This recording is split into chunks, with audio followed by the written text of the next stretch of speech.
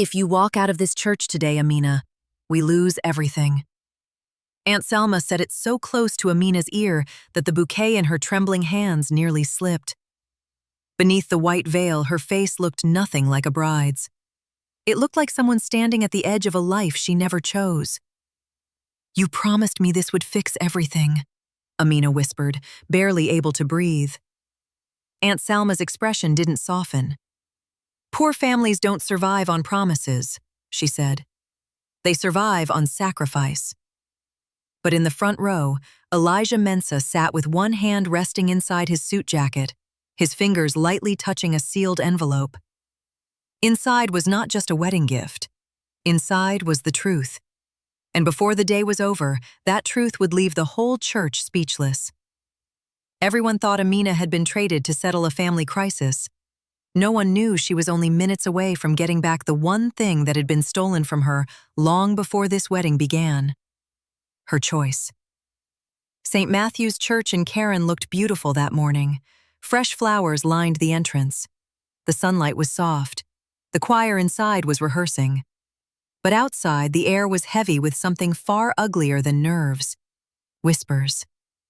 The guests had dressed for celebration, but many of them had not come to celebrate. They had come to watch. "That's the girl, isn't it? The one whose father died and left the family land tied up in debt. I heard this marriage was arranged to save the property. They say the groom is rich. They also say she never wanted this." Amina heard enough to know what people believed. Some pitied her. Some judged her. Some were simply entertained. What none of them understood was that after her father died, Amina hadn't just lost a parent. She lost the one person who had always made her feel safe. The coffee land her father had worked his whole life to protect was now trapped in legal threats, loan notices, and family manipulation. And Aunt Salma, the woman who was supposed to protect her, had turned that fear into pressure. Amina had once told her best friend Zuri, "I feel like my life doesn't belong to me anymore. Every decision is already made before I even open my mouth." Zuri had squeezed her hand and said, "A wedding is not the end of a life. Sometimes the darkest day becomes the day everything turns." But as Amina stood outside that church in her white dress, she could not imagine anything turning in her favor. All she saw were people staring, and one man waiting at the altar: Elijah Mensah. Successful, respected, quiet, and to Amina, dangerous in the worst way. Because powerful men were often the ones who smiled while taking everything. When the church doors opened and Amina stepped inside, the music swelled. Every face turned toward her. She walked slowly, her body moving forward while her heart begged her to run. Then she saw Elijah. He stood tall in a dark navy tuxedo, composed and unreadable. She had prepared herself to see pride in his face, ownership, victory. But what she saw unsettled her more. Calm. Not warm, not cold, just calm. Why would a man about to claim a woman like property look so calm? The pastor began. The church listened. The vows moved forward. Everything looked normal to the outside world. Then came the moment. "Elijah, do you take Amina?" "I do," he said clearly. The pastor turned. "Amina, do you take Elijah?" Her throat tightened. She couldn't speak. From somewhere behind her, Aunt Salma's presence pressed against her like a hand at her back. Not touching her, but pushing all the same. Amina gripped the bouquet so tightly the stems bent. And then, in a voice so soft it sounded more like surrender than consent, she said, "I do." The church smiled. Some people clapped.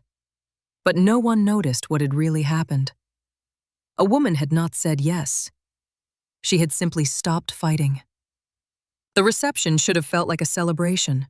But to Amina, it felt like a performance where everyone had memorized their lines except her. People congratulated her. Women adjusted her veil. Men shook Elijah's hand. Phones flashed. Music played. But through it all, Elijah did something she did not expect. He never forced closeness. He never grabbed her waist for the cameras. He never whispered possessive things in her ear. He stayed near enough to protect the image of the event, but far enough not to corner her. At one point, Amina finally asked in a low voice, "Why are you acting like this?" Elijah looked at her. "Like what?" "Like you're not the one benefiting from all this." His eyes held hers for a second. "I'm not interested in forcing what isn't freely given."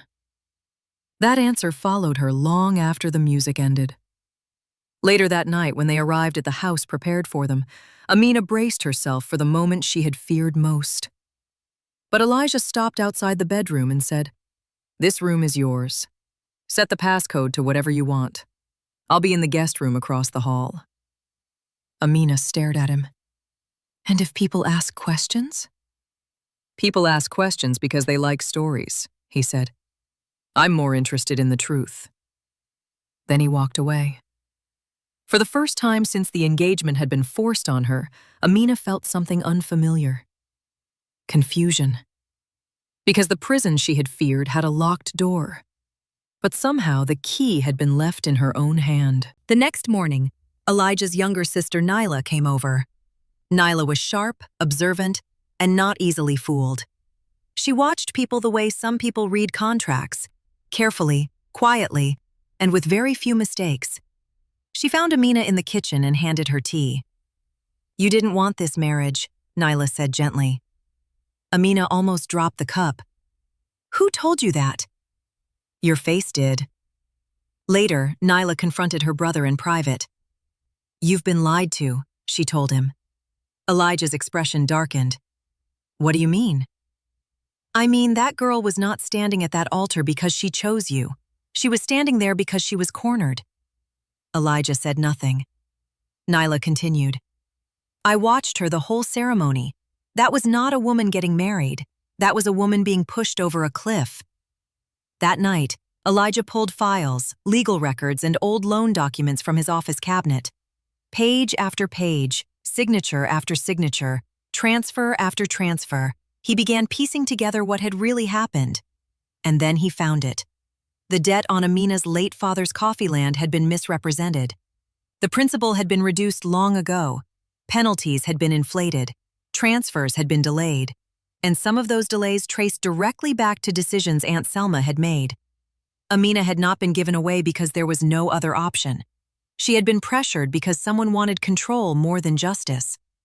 When Amina finally learned enough to understand what had happened, she sat in the garden behind the house and cried in complete silence.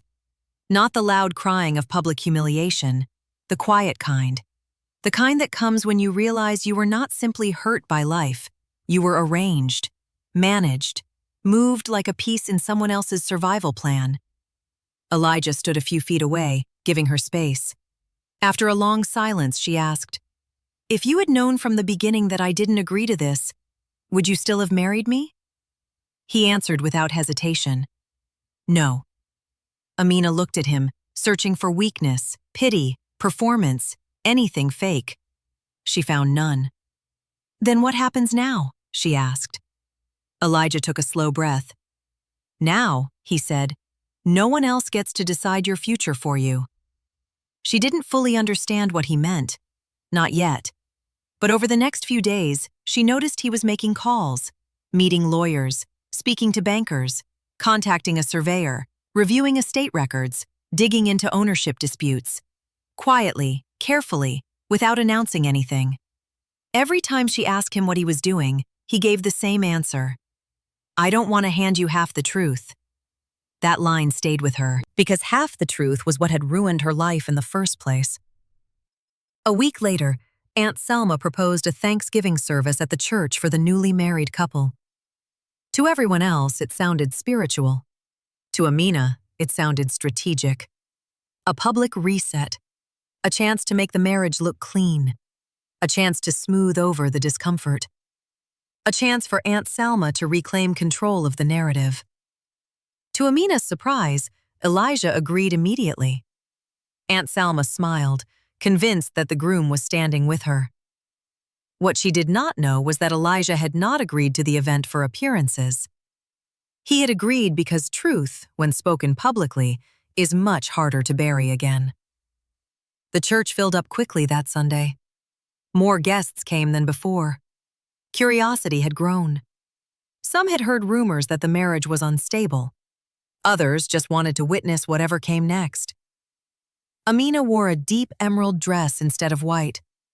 She no longer looked like a bride, but she still looked like a woman carrying a weight she had not yet put down. At the end of the service, the pastor smiled and said, "Now we invite the couple to say a few words." Aunt Selma relaxed.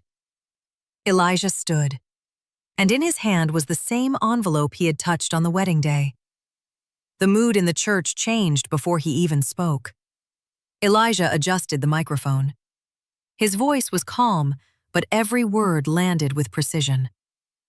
"I want to thank everyone for being here," he began. "But I'm not standing here today to celebrate a perfect union.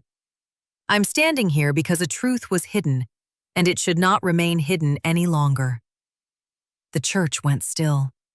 Aunt Salma's face tightened. Elijah continued. "When this marriage was presented to me, I was told it was honorable. I was told both families agreed. I was told Amina accepted it willingly. I was not told that a young woman was being pressured into marriage under the weight of fear, land disputes, and emotional coercion." A murmur moved through the room and then died just as quickly. No one wanted to miss the next sentence. Elijah lifted the envelope. "Inside this envelope are 3 documents." He removed the first one. "The first is the corrected ownership transfer for her late father's coffee land in Kisumu. After legal review and settlement, that land now belongs solely to Amina Otieno." A gasp broke from the back pews. Amina's lips parted, but no sound came out. Elijah unfolded the second document. "The second is the deed to a fully funded artisan design studio in Nairobi. It has been transferred into Amina's name. If she wants to build her own work, her own brand, her own future, she now has the place and the resources to do it." Tears filled Amina's eyes so quickly she had to cover her mouth. But Elijah was not done. He lifted the final papers. "And the third," he said, "is legal documentation confirming that if Amina decides to end this marriage, I will not contest it. I will not take the land. I will not take the business. I will not use this ceremony to trap her." You could hear nothing in the church now except breathing. Then Elijah said the words no one there would forget. "If a marriage begins when one person is never truly allowed to say no, then the other person has no right to call that love." Silence. The kind of silence that only comes when truth enters a room stronger than pride. The pastor slowly turned toward Aunt Salma. "Would you like to say anything?" Every eye in the church moved to her. For the first time, she looked small. Not because she had lost social power, because she had lost the protection of the lie. Her voice shook. "I thought I was saving the family," she said. "I thought if I didn't act, we would lose everything. I thought I was carrying a burden no one else could carry." She turned toward Amina, tears now running openly. "But I used fear to control you. I told myself it was sacrifice. I told myself it was survival. The truth is, I chose your future for you because I was too afraid to face what might happen if I didn't." Amina said nothing. Aunt Salma broke completely. "I took your pain and called it duty. I took your silence and called it agreement. If you can ever forgive me, I will spend the rest of my life being grateful." People in the congregation looked away, wiping their own eyes. But the emotional center of that moment was not Aunt Salma's apology. It was what came next. For the first time in a very long time, Amina was under no pressure to answer immediately. No one was demanding a performance from her. No one was forcing a line into her mouth. And when pressure finally leaves a person, their real voice has a chance to return. Amina walked slowly to the front. When she took the microphone, her hands were shaking. Not because she was weak, Because after so much silence, even freedom can feel heavy at first. She looked out at the church. The same church where people had watched her submit. The same church where whispers had tried to define her. Now it was waiting for her words. "When I was little," she began, "my father used to say that land is never just land. It is memory. It is labor. It is dignity. After he died, I thought I was watching all of that disappear." She paused. "Then I was told that sometimes a woman has to sacrifice her own wishes to save the family. But no one tells you that when that sacrifice crushes your spirit, the family may survive on paper while the person inside it disappears." Heads bowed across the room.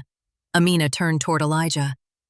"You did not just give me property today," she said. "You gave me something no one here believed I still had." Then she faced the congregation again. "A choice." Her voice was stronger now. "I am not going to give a dramatic answer today.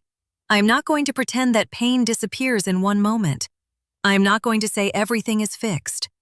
But I will say this. From this day forward, every step of my life will be made by my own decision." The words settled over the church like judgment and healing at the same time. That was the moment everyone understood something they should have known from the beginning. Freedom is not a favor. It is a right. The story spread quickly. Some people called Elijah foolish. What kind of man gives a woman everything and still leaves the door open for her to walk away? Others answered quietly. The kind of man who understands that love without freedom is ownership. A few days later, Amina visited the design studio in Westlands for the first time. It was beautiful. Not large, but full of possibility. Sunlight spilled through wide windows. Wooden shelving lined the walls. There was a long table for sketching, a clean display area near the entrance, and enough empty space to become whatever she wanted it to become. A note sat on the main desk. It read, "What happened to you is not your identity. What you build next will be. Elijah." Amina stood there for a long time holding that note. Then, for the first time since her father died, she allowed herself to imagine a future that belonged to her. She named the studio Earth and Gold by Amina. Its designs were inspired by coffee tones, Kenyan textures, and handcrafted African detail. But more than that, the studio became a place where women could make things with their hands while rebuilding things inside themselves. Weeks later, Aunt Selma came to visit.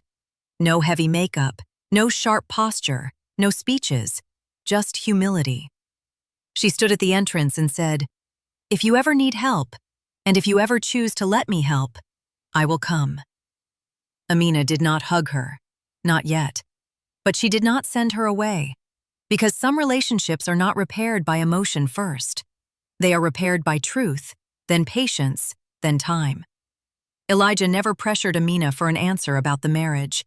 He helped with accounting when asked. He connected her with legal advisors.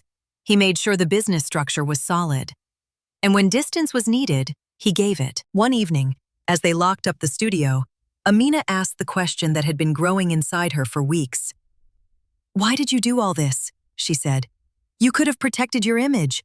You could have stayed quiet. You could have let everyone believe this was normal." Elijah looked down the quiet street before answering. "Because I grew up watching people use power and call it love. My father did that to my mother. He made decisions for her and called it leadership. He silenced her and called it order. I promised myself that if I ever stood beside a woman, I would never confuse possession with care." Amina looked at him differently after that, not as the man she had been forced toward, but as the man who had refused to benefit from her lack of freedom. Love did not begin there like thunder. It began as respect. And often, respect is the ground where real love finally learns how to grow. 1 year later, Earth and Gold by Amina had become one of Nairobi's most admired women-led artisan studios. The business was thriving. But what made Amina proudest was not the success. It was the program she started for young women facing financial pressure, family control, and emotional dependency. The studio had become more than a workplace. It had become a place where women learned to earn, decide, and rebuild. On one wall hung a framed sentence, A woman is not a debt to be settled. Aunt Salma now volunteered quietly at the front desk on certain afternoons. She no longer tried to lead Amina's life. She simply showed up where she was welcome and stayed grateful for the chance. And Elijah? He never referred to Amina as something he had won. He referred to her as someone he respected. One evening after an event, when the lights were low and the studio was finally quiet, Amina turned to him and asked, "If I had stood in that church and said I wanted to leave, would you really have let me go?" Elijah answered immediately, "Yes." Amina held his gaze for a long moment. Then she smiled and said the one sentence that made the whole journey worth it. "That is why I stayed." It was a simple line, but it carried the weight of everything that came before it. Because when a woman stays where she is free to leave, that is not surrender. That is choice. And what the church witnessed that day was never just a wedding scandal, or a public surprise, or a dramatic reveal. It was justice. Share your thoughts in the comments, and if you enjoyed this, don't forget to subscribe this channel and turn on the notifications for more emotional African stories like this one. Thank you so much for watching.